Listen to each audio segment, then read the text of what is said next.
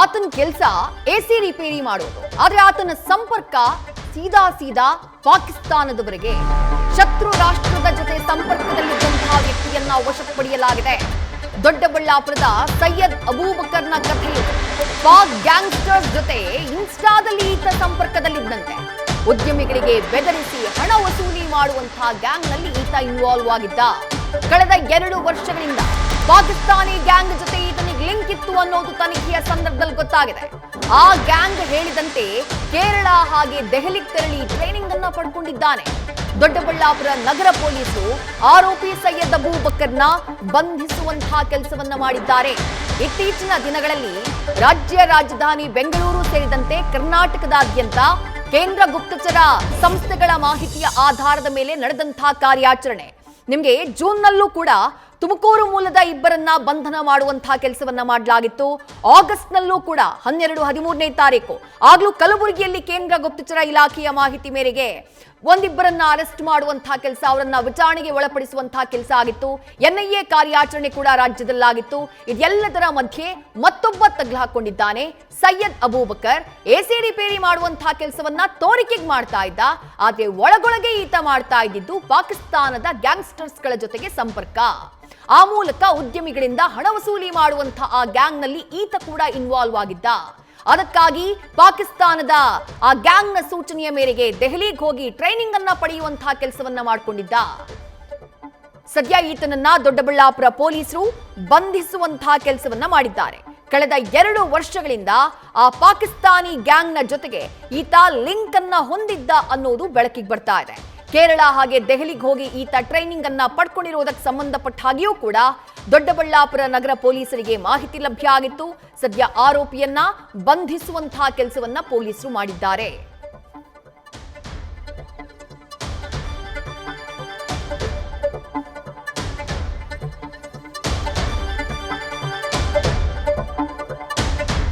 ನೀವು ನೆನಪಿದ್ರೆ ಕಳೆದ ಜೂನ್ನಲ್ಲೂ ಕೂಡ ತುಮಕೂರು ಹಾಗೆ ದಾವಣಗೆರೆಯಲ್ಲಿ ಕಾರ್ಯಾಚರಣೆಯನ್ನ ಮಾಡ್ತಾರೆ ಪೊಲೀಸರು.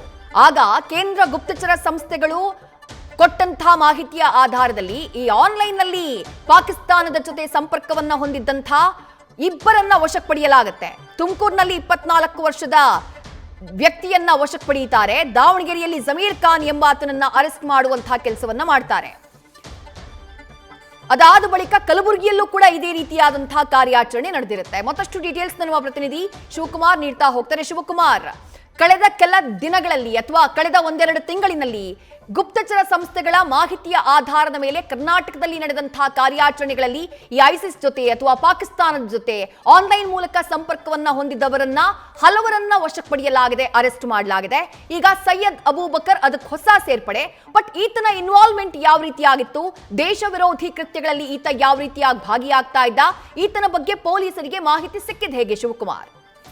ವಿದೇಶಿ ಸದ್ಯ ಸೆಂಟ್ರಲ್ ಐಬಿ ಪೊಲೀಸರು ಕಾರ್ಯಾಚರಣೆಯನ್ನ ಮಾಡಿರುವಂತದ್ದು. ಕೇಂದ್ರೀಯ ಗುಪ್ತಚರ ಇಲಾಖೆ ಅಧಿಕಾರಿಗಳಿಗೆ ಬೆಂಗಳೂರು ಗ್ರಾಮಾಂತರ ಜಿಲ್ಲೆ ದೊಡ್ಡಬಳ್ಳಾಪುರ ಪೊಲೀಸರು ಕೂಡ ಸಾಥನ್ನ ಕೊಟ್ಟಿರುವಂತದ್ದು. ಪಾಕಿಸ್ತಾನಿ ಗ್ಯಾಂಗ್ನ ಜೊತೆಯಲ್ಲಿ ಇಲ್ಲಿ ಇದ್ಕೊಂಡೆ ಇವತ್ತು ಅರೆಸ್ಟ್ ಅನ್ನ ಮಾಡ್ಕೊಂಡಿರುವಂತದ್ದು. ಈತ ಕಳೆದ ಹಲವು ವರ್ಷಗಳಿಂದ ದೊಡ್ಡಬಳ್ಳಾಪುರ ನಗರದ ಇಸ್ಲಾಂಪುರದಲ್ಲಿ ವಾಸವಾಗಿರ್ತಾನೆ. ಸೈಯದ್ ಅಬೂಬಕರ್ ಅಂತೇಳಿ 28 ವರ್ಷ. ಈತ ಪಾಕಿಸ್ತಾನದ ಶಾಜದ್ ಬುಟ್ಟಿ ನೆಟ್ವರ್ಕ್ ಅಂತೇಳಿ ಒಂದು ಗ್ಯಾಂಗ್ಸ್ಟರ್ಗಳು ಇರುವಂತಹ ಗ್ಯಾಂಗ್, ಅಂದ್ರೆ ಅವರ ಒಂದು ವಾಟ್ಸ್ಆಪ್ ಗ್ರೂಪ್ಗಳು ಅಥವಾ ಇನ್ಸ್ಟಾಗ್ರಾಮ್ ಗ್ರೂಪ್ ಏನಿದೆ, ಅಂದ್ರೆ ಸೋಷಿಯಲ್ ಮೀಡಿಯಾದಲ್ಲಿ ಆಕ್ಟಿವ್ ಆಗಿದ್ದಂತಹ ಆರೋಪಿಗಳ ಜೊತೆ ಈತ ಇಲ್ಲಿ ಇದ್ಕೊಂಡು ನಿಕಟವಾದಂತಹ ಸಂಪರ್ಕದಲ್ಲಿ ಇರ್ತಾನೆ.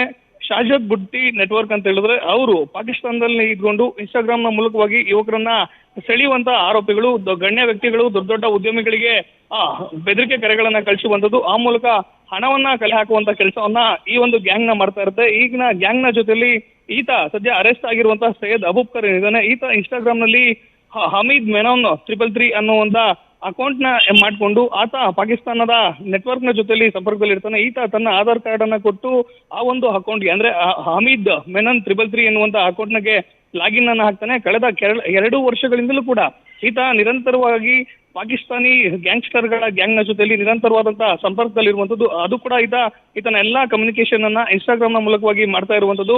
ಇನ್ಸ್ಟಾಗ್ರಾಮ್ ಅಕೌಂಟ್ ನ ಮೂಲಕವಾಗಿ ಈತ ಪಾಕಿಸ್ತಾನಿ ಗ್ಯಾಂಗ್ ನ ಜೊತೆಲಿ ಗುರುತಿಸ್ಕೊಂಡಿರ್ತಾನೆ. ಸದ್ಯ ಬೆಂಗಳೂರು ಗ್ರಾಮಾಂತರ ಜಿಲ್ಲೆ ದೊಡ್ಡಬಳ್ಳಾಪುರದ ಇಸ್ಲಾಂಪುರದಲ್ಲಿ ಈತ ವಾಸವಾಗಿರ್ತಾನೆ. ಎಸಿ ರಿಪೇರಿ ಮಾಡುವಂತ ಕೆಲಸವನ್ನ ಮಾಡ್ಕೊಂಡು ಈತ ಆಗಾಗ್ಗೆ ಮಸೀದಿಗಳಲ್ಲಿ ಪಾಠವನ್ನ ಮಾಡುವಂತ ಕೆಲಸವನ್ನು ಕೂಡ ಮಾಡ್ತಿದ್ದ ಅನ್ನೋ ಮಾಹಿತಿ ಸದ್ಯಕ್ಕೆ ಸಿಕ್ತಿರುವಂತದ್ದು.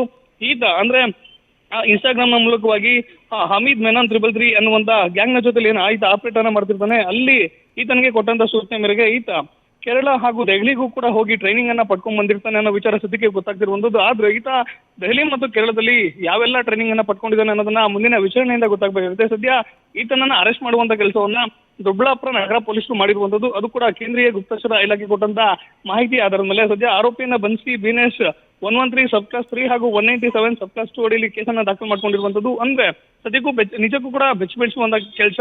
ಕಳೆದ 2 ವರ್ಷಗಳಿಂದ ಜನಸಾಮಾನ್ಯರಂತೆ ನಮ್ಮ ಜೊತೆನೆ ಇದ್ಕೊಂಡು ಎಸಿ ರಿಪೇರಿ ಮಾಡುವಂತ ಕೆಲಸವನ್ನ ಮಾಡ್ಕೊಂಡು, ಜೊತೆಗೆ ಹೊರ ಜಗತ್ತಿಗೆ ಈತ ಮಸೀದಿಗಳಲ್ಲಿ ಪಾಠವನ್ನ ಮಾಡುವಂತ ಮೇಷ್ಟ್ರ ರೂಪದಲ್ಲಿ ಇದ್ಕೊಂಡು ದೆಹಲಿ ಹಾಗೂ ಕೇರಳಕ್ಕೆ ಹೋಗಿ ಟ್ರೈನಿಂಗ್ ಅನ್ನ ಪಡ್ಕೊಂಡ್ ಬರ್ತಾನೆ. ಹಮೀದ್ ಮೆನನ್ 333 ಎನ್ನುವಂತ ಇನ್ಸ್ಟಾಗ್ರಾಮ್ ಅಕೌಂಟ್ ಮೂಲಕವಾಗಿ ಲಾಗಿನ್ ಆಗಿ ಪಾಕಿಸ್ತಾನಿ ಗ್ಯಾಂಗ್ಸ್ಟರ್ಗಳ ಜೊತೆ ಈತ ನಿಕಟವಾದಂತಹ ಸಂಪರ್ಕವನ್ನು ಇರ್ತಾನೆ. ಈತನ ಮುಂದಿನ ಪ್ಲಾನ್ ಏನಾಗಿತ್ತು, ಯಾವೆಲ್ಲ ವಿಧ್ವಂಸಕ ಕೃತ್ಯಗಳಿಗೆ ಈತ ಪ್ಲಾನ್ ಅನ್ನ ಮಾಡ್ಕೊಂಡಿದ್ದ ಅನ್ನೋದು ಮುಂದಿನ ತನಿಖೆಯಿಂದ ಹೊರಬರಬೇಕಾಗುತ್ತೆ ವಿದ್ಯಶ್ರೀ. ಥ್ಯಾಂಕ್ ಯು ಶಿವಕುಮಾರ್ ತಮ್ಮೆಲ್ಲ ಡೀಟೇಲ್ಸ್ಗೆ.